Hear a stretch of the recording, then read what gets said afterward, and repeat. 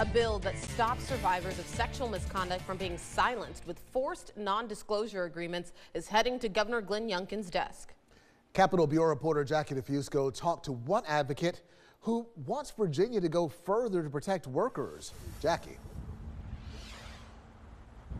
Well, the Silence No More Act was watered down in the Virginia General Assembly over the weekend before passing with nearly unanimous support.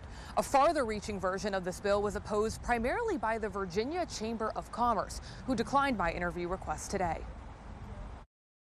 Former Fox News anchor Gretchen Carlson kicked off a series of sexual harassment claims that toppled media giant Roger Ailes and gave momentum to the global Me Too movement. In the summer of 2016, I realized that we had two epidemics in our country, unfortunately. One was harassment in the workplace, but the other one was silencing people who had the courage to come forward. Carlson says when she started at Fox, she had no idea how sweeping her contract's non-disclosure agreement really was. 1/3 of all Americans sign NDAs on day one, precluding them from ever talking about anything that ever happens to them in the workplace before anything has actually happened to them. It's crazy. Carlson, also a former anchor at 8 News in Richmond, now behind a bill in the Virginia General Assembly. She says it bans pre-dispute confidentiality clauses from covering up sexual misconduct in Virginia workplaces. As passed over the weekend,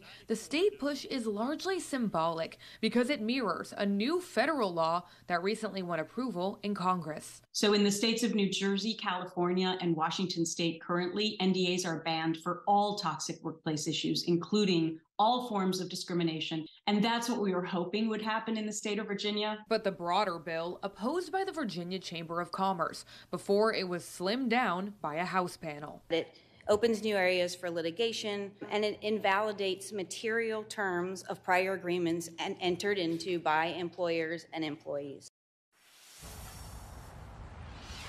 A spokesperson adds the chamber does not condone sexual harassment, but that they wanted to ensure that the state's actions aligned with existing federal law. Now, Governor Glenn Youngkin still has a chance to go further and expand these protections if he chooses to amend the bill when it gets to his desk. Live in Richmond, I'm Jackie DeFusco, 8 News.